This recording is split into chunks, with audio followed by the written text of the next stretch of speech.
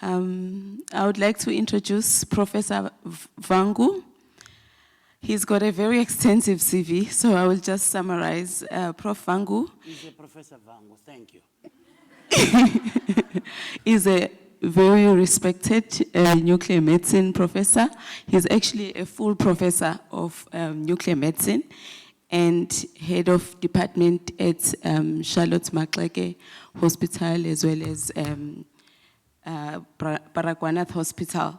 Prof. Vangu, what I found interesting is that he is at present the nuclear medicine physician who has supervised the largest number of residents from entering the program to qualify since nuclear medicine officially established a specialization in 1986.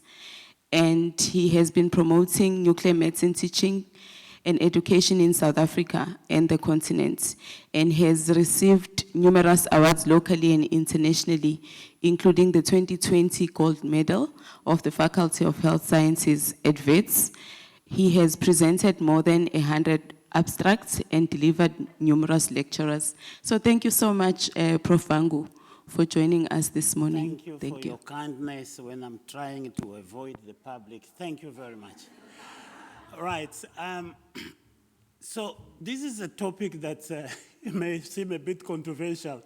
When Dr. Magaza asked me just last minute to say, no, we still need people for the last session. Can you talk on this topic? I didn't even pay attention. I say, yes, yes, yes, yes. Then when I look at it, I say, oh, this is actually a topic that different speakers, they will take it in different angles. So don't expect to hear what you had in your mind. So it's completely with polarized views, and I will just try to give it and take it on the way that I see it. And then I'm going to do it through these questions so that we can engage quickly. I mean, the first, okay, it's fine, they put it. So the first thing actually to the question that I had in my mind is that, does the concept really exist? The answer is simple, yes.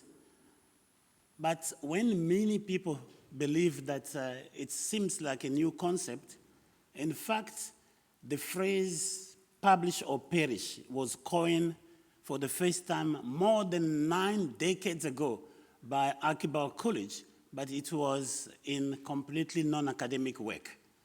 Only a few years later, that Edward Garfield will then, for the first time, publish it in a college-related work.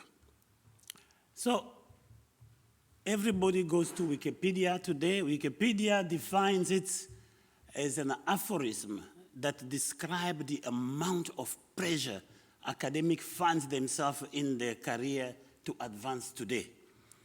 And the concept, as we're evolving, has become a kind of a tradition that is actually passed from one generation to another.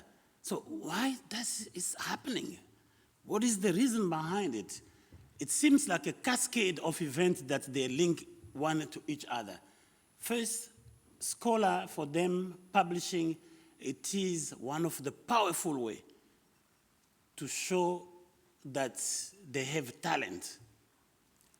Secondly, by publishing, they attract attention to themselves so that people, they know who they are, as well as the institutions are known. And indirectly, it is also a way to have funds.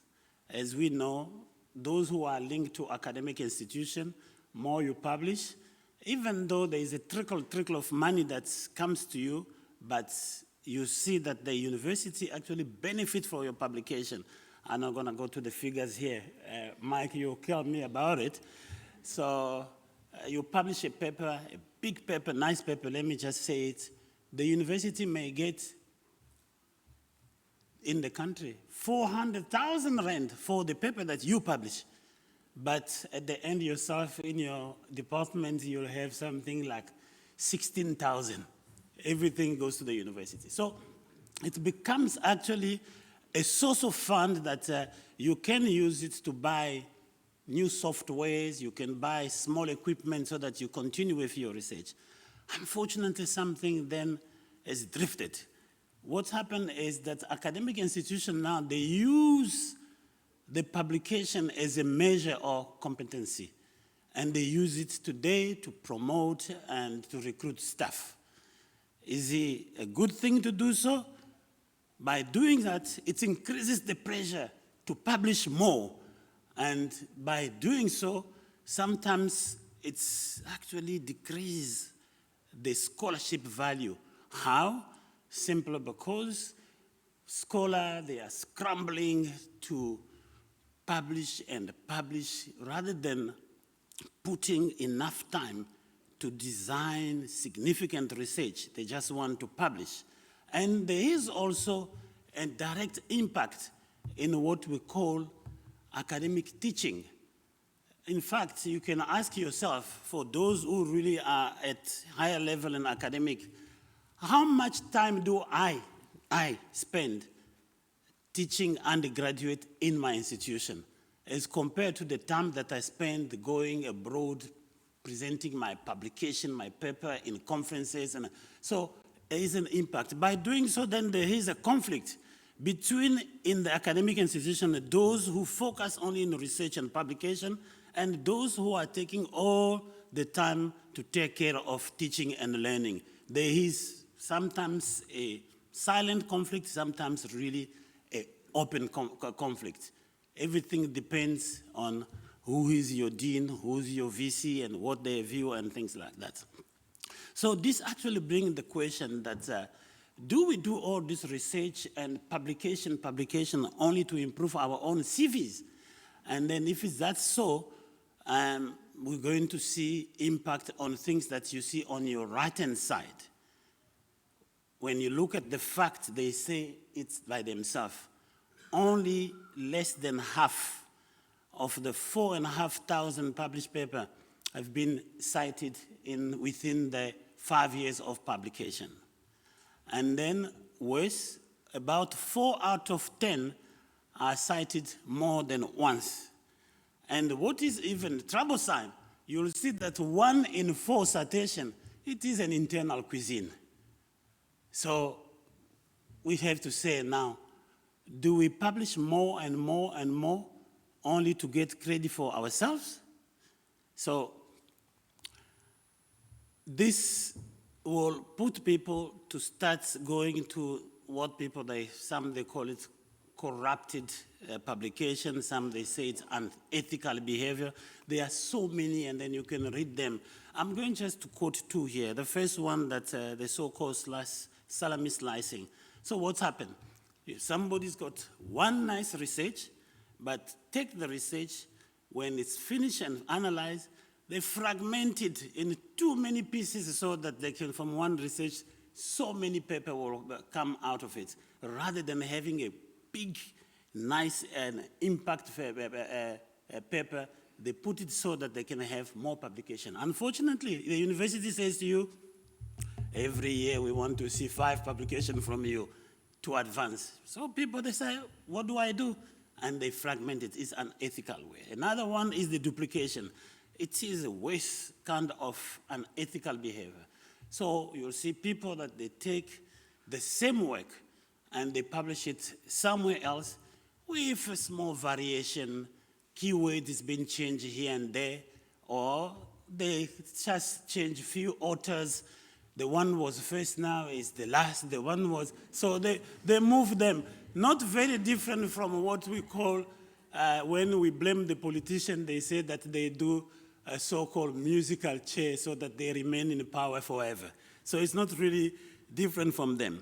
So I'm going just to give you, for example, this editorial from Usman Neil. The editor, they found that one paper was published, was completely a same paper from the one was published before.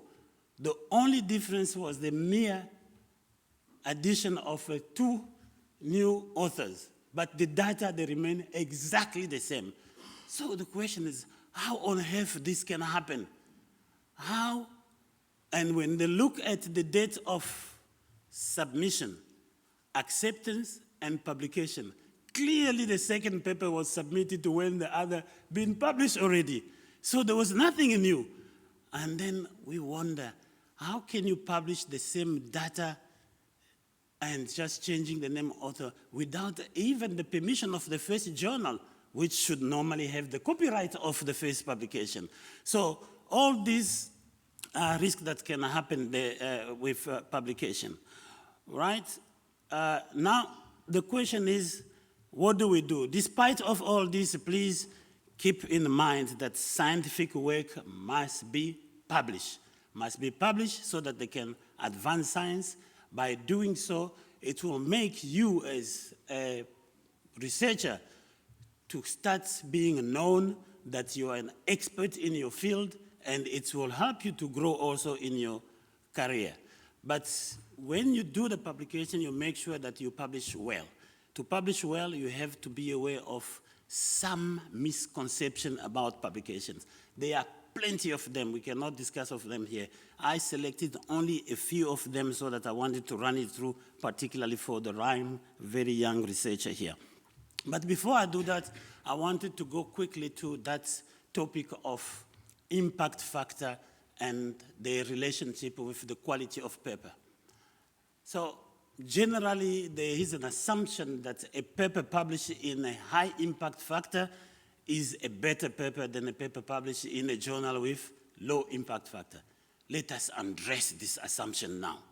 So the impact factor itself is derived from two metrics. The first one is that the total number of paper published in a year is put in the denominator, and the total number of citations in all the journals within 5 years is put in the numerator. So practically, if they say that the journal's got an impact factor of 4, what does it mean? It means that each paper published in that journal was cited on average 4 times within the 2 years of publication. But the impact factor actually does not really give us the true reflection of the impact of a particular paper in that journal. For example, you may have a paper published by so-and-so that was cited 50 times, and another paper in the same journal was not even published, but it's benefit from the average of the one who was cited 50 times. They say it was published and on average 4 times was cited, but actually it was 0. Right, so let us quickly run a few misconceptions and then we will finish. The first one, particularly for young researcher, do not think that anyone can publish anything in any way, any place you want. People that they think like this usually are people that they don't pay attention to detail. Usually they're not focused on the topics that they want to do. They don't even read the author's instruction. As a result, what's going to happen, they will submit a paper with, for example, figures that are in a wrong format, and they can even make a worse mistake by submitting, they send even a copy of a letter to the editor that was sent before, telling the editor that, you know what, this paper that I'm sending you was already rejected twice. So in this event, the editor will simply reject, will not even pay attention to your work. So you should really make sure that you do this carefully, because this can damage your reputation and can create a bias for future submission. So it comes, this one again, says reject, without even reading it. So you have to do everything carefully. The second one is the fact that we know that editors and reviewers, they are certainly experts. But in certain topics, you as an expert, you may know a great deal than them. So your duty is to make sure that you educate those who are going to read your manuscript so that they understand that your manuscript is something that will bring new knowledge and will contribute for advancing science. So you do it in a nice story, but your story should be short and should provide a very concise and clear message.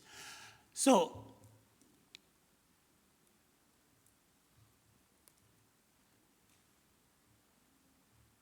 It's not going.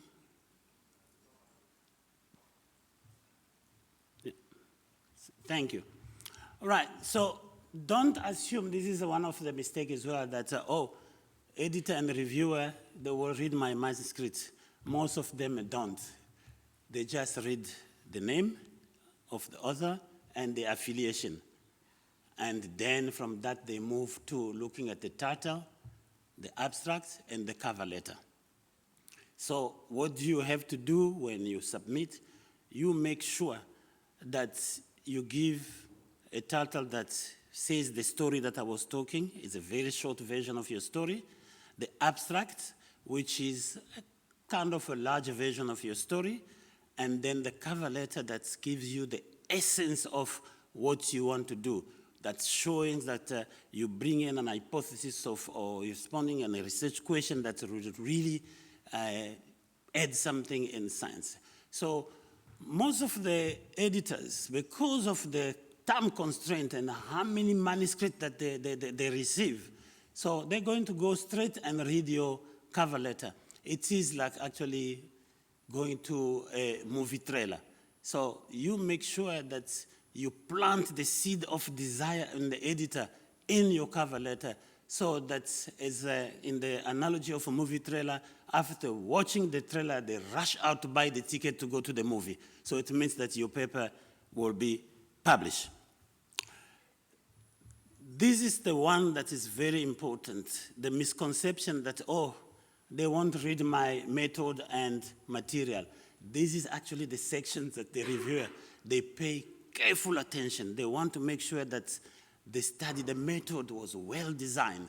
They want to make sure that the research question was answered and the result that you got was really well analyzed. So here you must provide as much clear detail as you can if you want your paper to be published. And then never assume that my conclusion will be embraced by the editor and the reviewer. What I concluded, it's done. No, because the conclusion should always match the result. Because the conclusion usually, as we know, is a derivation of the result if you talk about mathematics. So you can make a big mistake of giving a title that attracts attention and promise a lot, but then when they go through the material and the result, actually things are not there. That will really disappoint reviewers. As you know, disappointed reviewers are like children, unhappy children. Usually they cry. Unhappy reviewer, you know what they do? They reject your paper. And I know that nobody would like to have a decision coming telling you that you need to do a revision on this. You feel, bad. But this actually, it is a good news. It tells you that the editor and the reviewer, they want to publish your paper, but they want you to correct it, to put it in some standard that meets the standard of the journal. So when you have something like this, double your effort, do the correction. So revise and answer the criticism of reviewers. You do it either by revision or by rebuttal. There is no need to be emotional. You have to do it. And lastly, something that you have to know is that editors and reviewers are also human and they make mistakes. So the scientific debate always calls for engagement. When you realize that probably they didn't understand my paper, you have to engage them. Not only by writing, you can even call them, because you know where you submitted your paper. But if you realize that they don't want to listen to you, it's simple. Take your business somewhere else. This is the way that it should be. All right, so I'm going just before finishing give you this communication by Obrin Aziz from the Pakistan Journal of Medical Sciences that was analyzed for 1,500 submitted paper in 2019. Only 325 were published, more than 1,000 rejected.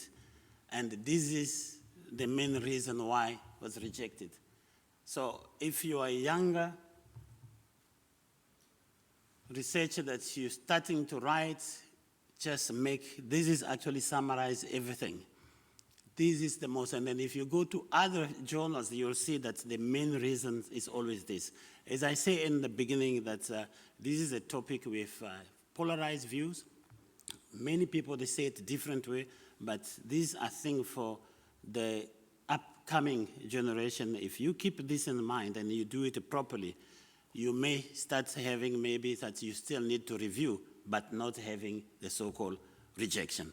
So it was a topic that was difficult for me actually to convey the message, but I hope I did tell you what I could do there. So to close, I want just to say again that regardless how bad it sounds, we have to continue publishing so that we can advance the science. And to paraphrase William Piper, I would say that while getting published may sound painful and may really sound like the engine of the aeroplane, it sounds like hell, surely, but you still have to go on. Thank you.